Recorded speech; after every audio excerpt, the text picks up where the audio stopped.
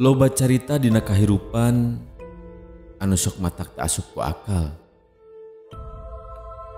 Kulantaran memang hirup di alam dunya teh lain ukur bangsa urang hungkul salaku manusia. Tapi memang Gusti Allah nyiptakeun mangrupa-rupa makhluk keur ngeusian alam dunya. Sarupaning makhluk anu ngaranna manusia, jin, jeung malaikat diciptakeun ku Nu Maha Kawasa. Tangtuna kalayan tugasna sewang-sewangan. Aya makhluk anu bisa katempo ku panaon manusia saujratna. Aya oge makhluk anu teu bisa katempo tapi nyatana aya dina kahirupan urang. Nyaeta anu sok disebut anu goib teh. Urang memang teu bisa leupas di nu ngaranna hal-hal anu sifatna goib. Nu matak sok loba anu nyeritakeun pangalaman-pangalaman anu sifatna sakapeung teu asup ku akal.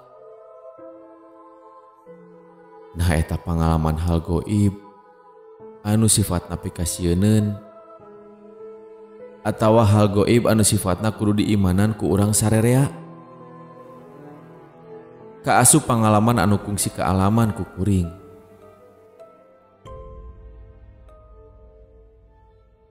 Ngaran kuring Taufik Ismail.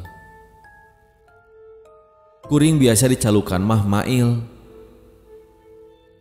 Asal di Banjaran, Kampung Salamajah, Kecamatan Cangkuang, Desa Jatisari. Kuring boga pangalaman anu pikasieun waktu kuring umur 14 tahun. Kajadiana kurang leuwih 7 tahun katukang ti ayeuna.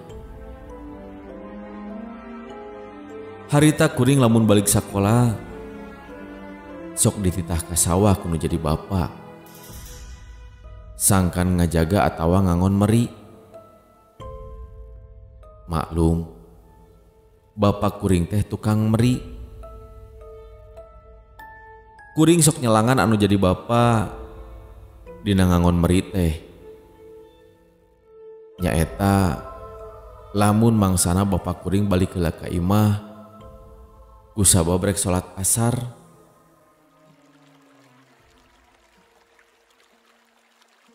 Jang, bapak rek balik heula nya.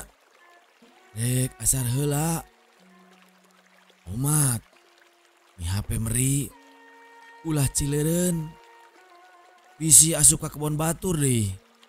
Tapi omongan kena. Nya sok pak, nages biasa tuh. Omat, ulah poho, ampihan deui kana jero kandang. Lamun geus diangon mah nya. Bisi kaburu poe geus magrib mah. Nya pak. Sabada waktu geus jam 4 sore. Kuring kabagian tugas ngampikeun meri kawas biasana. Harita posisi kandang meri teh di sisi walungan. Bari dihareupeun kandang teh aya tangkal nangka. Maklum, kolot kuring mah nyieun kandang teh sok dinu sepi. Pajar cenah meh ngeunah ngencarkeun merina. Keur kuring teu jadi masalah. Da puguh geus biasa. Pagawean eta sapopoe geus jadi kebiasaan keur kuring. Sabada kuring beres ngangon jeung ngampikeun meri mah, kuring balik heula ka imah. Sabab rek siap-siap keur engke peuting mondokan meri jeung anu jadi bapa di saung tempat biasa kuring mondokan mah. Singkat cerita, Jam 8 peuting kuring jeung kolot indit ka Kandang Meri. Anu maksud rek mondokan tea. Kuring jeung nu jadi bapa mindeng sare di saung alatan keur ngajagaan Meri. Kusabab harita memang loba kacaritakeun ingon-ingon loba wae anu leungit. Lantaran loba jalma anu sok pirajeuneun neang Meri ka kandang-kandang anu kaparangan eueuh anu ngajagana. Geus puguh tujuan namanya eta rek maling. Sabada geus nepi kandang, kuring jeung nu jadi bapa kawas biasa langsung asup ka saung. Da puguh geus ngarasa tunduh. Sakumaha biasana kuring lamun sarete sok nangkep anu jadi bapa. Keur mahwa di kebon mah kerasana tiris. Kuring oge sakapeung sok ngarasa rada keueung. Peuting eta kaayaan di eta tempat memang karasa rada tiiseun pisan. Sora angin peuting ngagelebug nebak kana plastik anu kabeneran palabah sisi saung dipake mindingan. Katambah sora cai walungan anu atra kadenge ku kuring. Geus puguh sora sasatuan leutik pating tembalan.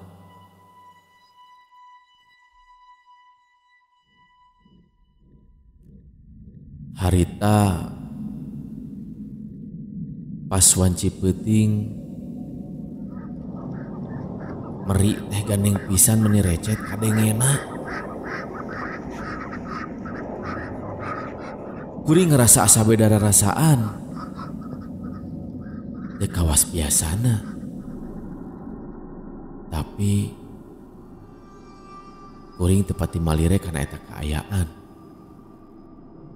Katambah kuring ngerasa tunduh pisan peuting eta mah. Tekung sililat ti harita hawar-hawar kadenge ku kuring siga aya sora awewe anu gogorowokan menta tulung. Sora eta awewe teh siga anu kanyanyerian kadengena ku kuring. Jeung siga anu gegerowan ka bapak kuring. Ngadenge kitu nya antugna bapak kuring hudang. Anu satuluyna kaluar ti eta saung bari nyeren bedog. Anu maksudna rek neang sora anu menta tulung tea. Bari sakalian rek nempo Meri bisi kaparangan aya jalma anu ngulampreng ka Kandang Meri jeung boga niat jahat. Yang Bapak rek nempo heula Meri keluar. Ujang cicing we di dieu nya. Ulah ka mana-mana. Tuluykeun we sare ka dinya. Ya sok Pak, tapi ulah lila teuing. Kuring mah dititah cicing kudu jadi bapa. Sangkan ulah keluar ti eta saung. Harita kuring cicing ngahuleng. Kusabab kuring ngerasa rada pikasieun dina wanci harita mah. Geus aya kana setengah jamna bapak kuring keluar ti eta saung. Kulantaran kuring ngerasa sieun, nya harita kuring maksakeun deui meureumkeun panon sangkan bisa sare deui. Tekung sililat ti harita Bapak kuring asup deui ka jero saung. Bapak kuring teu baca carita ngeunaan aya naon di luar. Bapak kuring ukur nyimpen deui bedog anu satuluyna ngagoledag deui sare gigireun kuring. Nempo siga kitu kuring ngarasa atoh. Kusabab kuring teu sorangan deui di eta saung.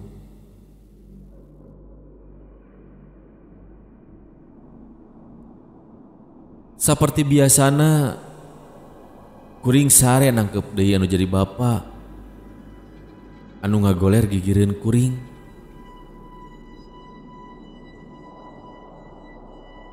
Tapi aya anu aneh keur kuring harita.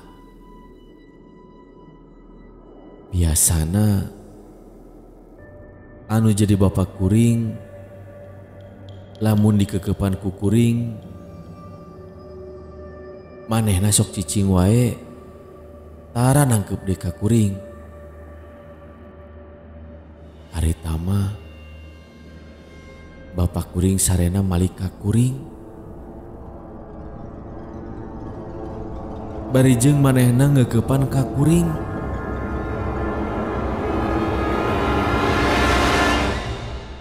Aya rasa anu beda saharita mah. Kusabab dirasakeun ku kuring basa bapak kuring ditangkep ku kuring. Asa kaangse ku kuring sahiliwir bau hangru. Pikir kuring meureun bapak kuring awakna rada ngesang. Anu antugna eta awak bapak kuring kaangse rada teu ngeunah karasana. Bari dina kaayaan tunduh panon geus teu kuat dibentakeun. Antara sadar jeung teu sadar kuring ngarasa aya anu beda tina diri bapak kuring. Harita katempo ku kuring. Nah bapak kuring ngadak-ngadak puukna jadi panjang. Padahal sanyaho kuring anu jadi bapak mah buukna oge pondok.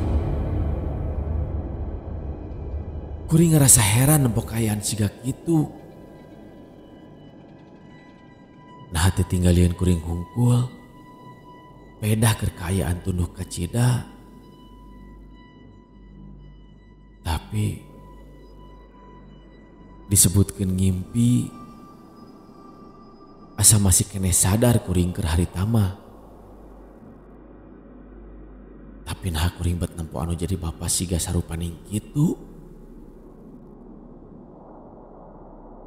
Bapak kuring ngekepan ka kuring bari kadenge sora nafasna ngarenghap meuni hos-hosan. Beukilila rarasaan kuring jadi asa teu paruguh. Dak dumadak bulu punuk kuring asa ting sariak. Kuring nalak-nalak kanu jadi bapak kuring. Bari hate mah ratug teu puguh rarasaan. Dina kaayaan keur aneh kitu. Ujug-ujug aya jalma dedegan jangkung gede asup ka jero saung. Anu satuluyna eta jalma teh ngagusur bapak kuring anu keur saretea. Kuring ngoreja teruas ka cida. Bari satengah lulungu keneh kuring milu keluar ti eta saung. Hate kuring jadi tagiwur teu puguh rarasaan. Malahan kuring reuwas ka cida. Mangsa kuring aya di luar saung. Sing horeng anu digusur ku eta jalma teh lain bapak kuring. Tapi awewe anu bukna panjang cawigwig garing kiwig matak pikasieun. Bari serinyi kiki kata awewe anu bukna panjang teh hiber karena tangkal nangka. Kuring ruas kacida si horeng anu ngagusur eta awewe teh bapak kuring anu karek balik deui ka jero saung. Jeung anu digusur ku bapak kuring teh kuntilanak.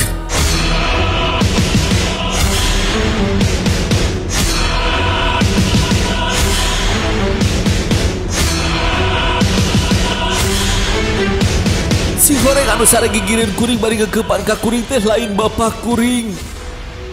Tapi na kuntilanak anu ngajirim jadi bapak kuring.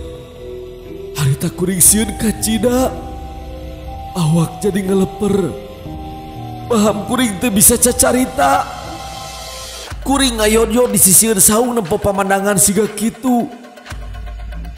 Eta kuntilanak hiber bari seureun kikik batak pikasieun. Bari cacarita menta disampurnakeun kudu jadi bapak kuring.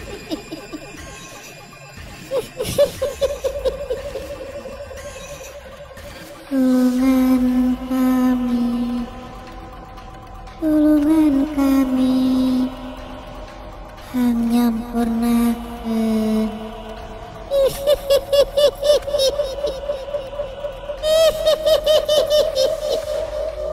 Sampurnakeun kami.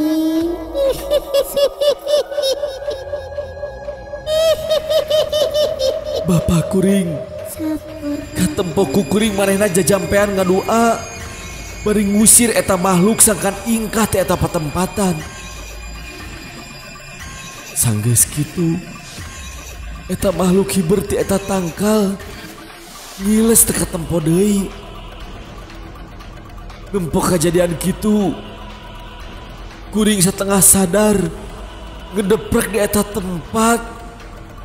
Anu satuluyna bapak kuring muru ka kuring bari langsung ngagabruk ka kuring.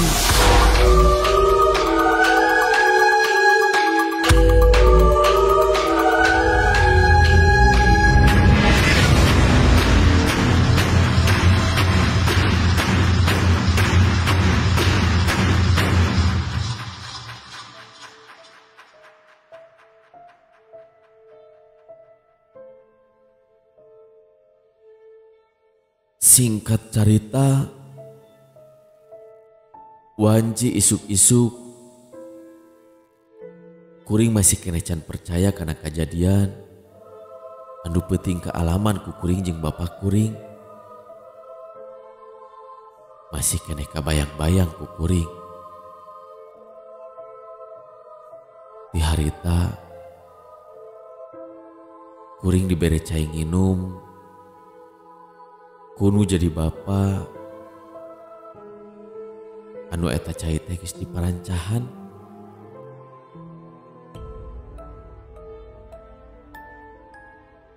Alhamdulillah di harita kuring ngerasa regreg. Pikiran kuring teu kabayangkeun deui ngeunaan kejadian tadi peuting. Malahan kuring jadi teginggiapeun nepi ka kiwari.